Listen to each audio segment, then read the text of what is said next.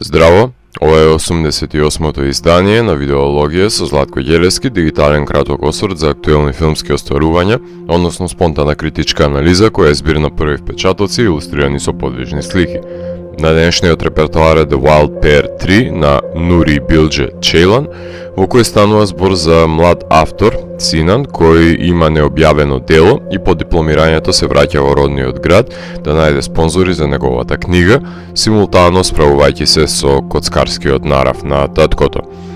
Од семнувањето од автобусот, меѓусебното мешање во приватноста на сечие семејство, гледањето на турски серии, до одбивањето од страна на градоначалникот за инвестирање во дело кое треба да го прослави и подобри културниот живот на градот, се начела кои се многу блиски до нашето поднебје, па затоа учеството на продукцијата на фамилијата Митески е повеќе од потребно. Убаво би било и да погледнеме по некој актер од нашите пространства во филмот, но тоа е нешто сосема друго.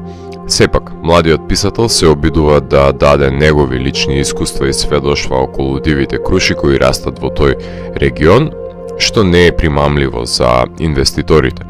Со нефинансирање на културата се врши корозија на мозокот, оглупува народот, што би сосредоточил Парајанов, осиромашува духовноста, нарушуваат моралните и етичките норми, паѓа способноста за читање, изразување и промислување и долгорочните последици водат кон девизата прост народ, силна држава.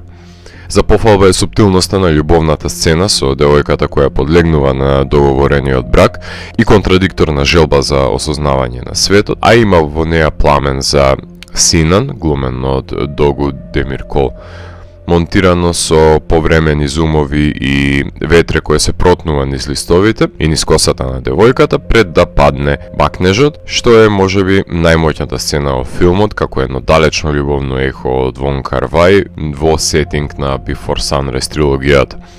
Со напуштањето на руралниот крај, Синан се оддалечува од пријателите и поразителноста која ја забележува кај нив знае да се преточи во огорченост и завист кон дечкото кој го преферирал големиот град, а се вратил со празни џебови. Затоа лесно може да се направи поистоветување со дивите и осамени круши за кои пишува авторот во автобиографските есеи. Чекорењето по професионалните стапки на родителот Идрис знае да биде непогодно кога подобро ќе го анализира неговото однесување, односно стави под лупа идолизираниот и носталгичен роден крај и ги забележи сите негови трулости. Односот со славниот конкурентен писател е парадоксален сам по себе, што е една нездрава корелација базирана на љубомората кон еден колега, што знае да биде погубно за културата.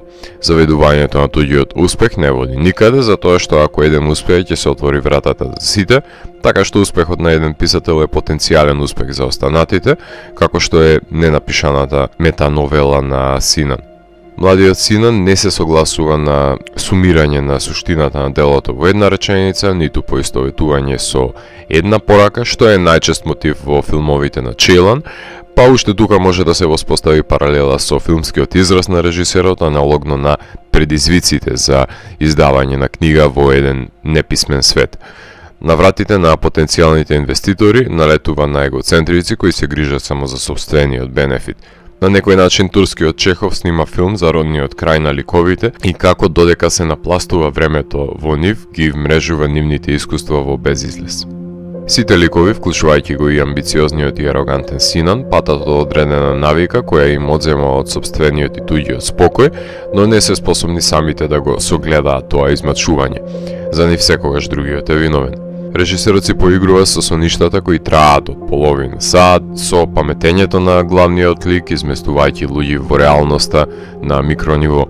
Во филмот истакнато е дека во клишето има вистина и поука, што може да биде применливо и за двојниот крај, финализирајќи го превртливото поигрување со двоен епилог, што во други случаи би го нарекол кукавичлук, а тука духовито и гротескно изведено, што беше во манирот на таа тенка линија на постоечкото и непостоечкото, која режисерот постојано ја изодуваше во делото. Како и да е, вешто е впрегната играта на човекот покриен со мравки, која ќе иницира надреална креација на бебето со мравки во сонот, символизирајќи го навраќањето во детството на родното место и заврзувајќи го без излез од во една целина.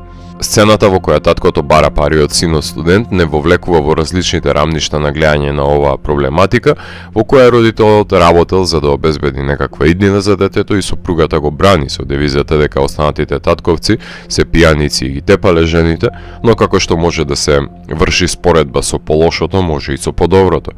Последиците на одредени злодетелни навики ги трпат сите членови на семејството, што па е трул корен кој разгранува причинители кои водат до меѓусебно обвинување и неслога. Парадоксот се растегнува помеѓу господинската природа на таткото и револтот против абсурдот на животот, што представува неговиот обложувачки вентил, како и издавањето на книгата за време на немање на струја. Најсилната страна на Чејлан од секогаш биле дискурзивните конфронтациони сцени, како таа на релевантноста на Куранот во овој свет кој оди напред и ги заборава за себе турците, разгорувајќи го пламенот на архаичната дискусија за буквално или фигуративно толкување на светата книга. Меѓутоа, филмот не е посиромашен за полемиките за честа, разочарувањето, доблеста, гревот, правичноста, ароганцијата и зависта. Филмот содржи многу нафрлени slice of life сцени кои не водат никаде, но има убавина во заборавеното сеќавање. Непродавањето на книгите на Синан наспроти успехот на познатиот автор Сулејман, кој не ни сакаше да го прочита неговиот манускрипт, е фрустрирачко за самиот лик кој се враќа од војска и гледа како неговите книги скапуваат во влага. Ќе се дрзнам да повлечам една погрешна паралела, иако предпоставувам дека е неточна, но не сум во можност да ја премолчам. Продирањето на автобусот во маглата ми е сродно со автобусот во краткиот и наградуван филм на Берлинале Вета на Теона Митевска. Еден чинител е неоспорен, родителската љубов за писателот е присутна, без разлика дали тој ги одобрува нивните навики. Но, како што самиот филм потенцира, младите мора да ги критикуваат старите, само на тој начин ќе има прогрес. Кинематограферот Гокан Тиријаки, честиот соработник на Чејлан, користи Red Weapon 6K за трекинг кадри, снима преку рамо или од зад грб, снима широко и со средни кадри, а во монтажата искористени се jump cut секвенци за да се создаде динамика во долгите разговори меѓу ликовите, уловувајќи ја драстичната промена меѓу урбаното и руралното и смената на годишните времења.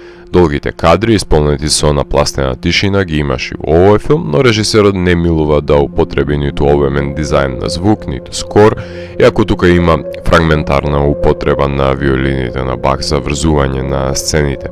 Снегот исто така мора да го има и во овој филм, како и во сите други на Чејлан. Но дали го има во одушевувачкиот квалитет на Winter Sleep, Once Upon a Time in Anatolia и останатите филмови? Чејлан е монтажерот како и на овој, така и на претходните филмови и само на тој начин ќе ја има контролата врз успореното темпо на развлечениот филм, кој си зема простор да вдиши и издиши, до толку што заборава дека луѓе треба да ја гледаат оваа симплифицирана наративна структура со натежнати диалози со бризгана филозофија во секојдневието во руралниот предел на Турција. Липосукцијата од вишокот на сало сцени и тоа како е потребна во овој филм, кој нема артистички легитимитет за оправдување на 188 минути. Подносливоста на време траењето ја спроведува со кадрирање на различни локации за разлика од Winter Sleep, на тој начин држејќи го окото будно додека го обработува мозокот на гледачот. Не се работи тука за врвно мајсторство, туку за болести на егото. Антолошката побуда на овој филм сосема изводлива би била во ТВ серијал, но не како ТВ лимунадите што ги гледаат ликовите, туку одлично кадриран епизоден формат, за да се растовари минутажата, а сепак пресечат сочни парчиња на осознавање за дегустирање, но тоа повеќе не би било филм на Чејлан. На правото место се поставени идолизираните фотографии на Ками, Кавка, Маркез, а при тоа филмот не се срами да биде социокритичен кон светот во мало. Има добра причина зашто овој филм играше во главна категорија на Канскиот филмски фестивал и не беше награден за разлика од неговите претходни остварувања. Иако го прошета светот од Торонто преку Бусан до Нов Зеланд, нема секој да биде допрен од содржината и формата, што може да биде проблематично за рецепцијата, но ако филмот популистички задоволува сечии афинитети, тогаш сигурно прави нешто погрешно. Тројанскиот коњ нема да го спаси овој филм. Локалниот карактер на филмот може да биде пречка или силина на едно дело, а во овој филм Чејлан ги употребува препознатливите обележја, па оставено е на индивидуите дали ќе ја пронајдет убавината на поистоветувањето меѓу замерките, користолюбието и безрезервната љубов во проклетиот Балкан. Човек кој се стреми кон интелектуализмот не може да се адаптира на медиокритетот на паланката. Мислам дека светот отрпна и се навикна на спорогоречкиот пристап на филмовите на Челан, па затоа јас лично би го рангирал пониско филмот во неговата кинематографија, меѓутоа не е филм кој ми дозволи да не го разглобувам во мислите денот по гледањето, изнудувајќи поголема оценка поради манипулирањето со содржината и префинетоста на формата на ова прокламирана coming of age потрага по идентитетот. Како и кон Лантимос, така и кон Челан, нема да бидам толку даражлив кон нивните наредни филмови, доколку не ја заслужил мојата доверба. Ригидниот стил и реномето не се непотрошливи. Ако морам да го евалуирам, тогаш The Wild Pair 3 од мене има 4 од 5. Доколку ви се допадна 88-то издание на дигиталната архива Видеологија, лајкувајте го видеото, споделете го и следете го каналот. Посегнете и по останатите рецензии на виртуелната полица. И благодарам за вниманието. Поздрав!